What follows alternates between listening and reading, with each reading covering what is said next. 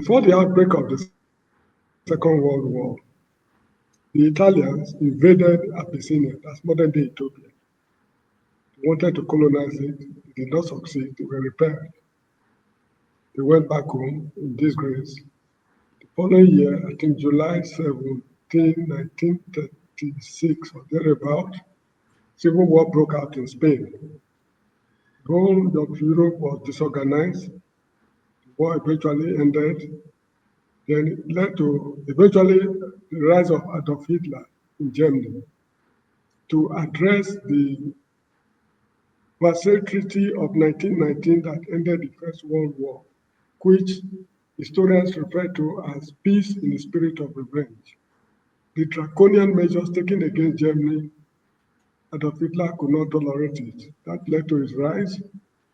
And when he rose, first of all, he invaded Rhineland and incorporated it into Germany. The British Prime Minister, I think he was Neville Chamberlain, said they have to pursue containment policy. We should not go all at war with this guy. So he used that as an excuse. He invaded, I think, Czechoslovakia. From Czechoslovakia, he invaded Romania. From Romania, I think he invaded Poland, if I'm not mistaken. Then from there, he entered Russia. Then Chamberlain, Donald Chamberlain, that this man means business. So they had to team up to defeat him. The whole of Europe, maybe with the exception of Spain, because they were just coming out of the war. That is why the war actually was not a world war. It was great European civil war. South America was not involved because most of the colonies there were Spanish colonies. So Spain was not an active participant in the war. So Spanish subjects were not involved. Anyway, so what happened during the Second World War is what is playing out now. Donald Trump, from the look of things, seemed to be the Adolf Hitler of the modern era.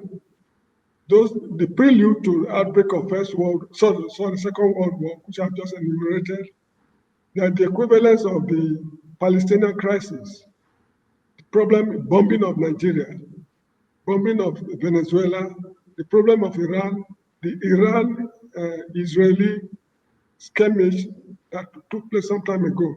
All these are prelude to the outbreak of the Third World War. This is how I'm looking at it. Should he invade Greenland? I'm sure the Europeans will not take it lightly. Because after Greenland, he will still be eyeing another European country. They'll be very afraid. He's already eyeing Canada, although he has not mentioned it properly. He's one in Mexico. He's one in Cuba. So this guy seems to be out of control. So this is how I see it. Third World War has started without people knowing. When the Italians invaded Abyssinia, people never knew that it was going to be a war.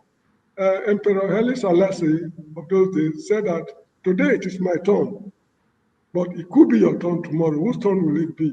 So this is exactly what is playing out. Unfortunately, we in Africa, should I say we are in limbo or we are in hell? I really don't know, because we are not serious. The Beninese have a saying that I'm sorry, I cannot interpret it. Maybe OBE will come back to interpret it for me. And they also have a saying that if you are we are not serious people. And at the end of the Third World War, if Trump is not contained, what I'm envisaging is this. The whole of Africa will be shared among the victorious powers, just as it happened in the First and Second World War. They can come up with a formula and say, Senegal, the Gambia, Guinea-Bissau, Guinea-Conakry, henceforth you are now one country, capital Dakar. Lagos, Nigeria, Ghana, Togo, whatever it is, you are now one country, capital Accra. Take it or leave it, because the big boys are talking. So this is what I'm saying. And one thing again is this. In the Third World War, it's not going to be like the First and Second World War. Ground troops have no role to play. It's going to be a war of missiles, what's it called, drones, and what have you. they will need their naval personnel to carry their war materials to different parts of the world. But when it comes to actual military operation, it's ballistic missiles. That is the war we are going to face. And the whole world will suffer severely because the Earth's planetary wind system is one. The wind that blows in North America is the wind that eventually gets to Europe, come to Africa, go back. The Earth planetary system is one because the Earth has got only one atmosphere. So whatever chemicals they pump into the atmosphere is going to affect the whole wide world. Who knows? Man is on the verge of exterminating himself. But it will be very interesting to watch the development.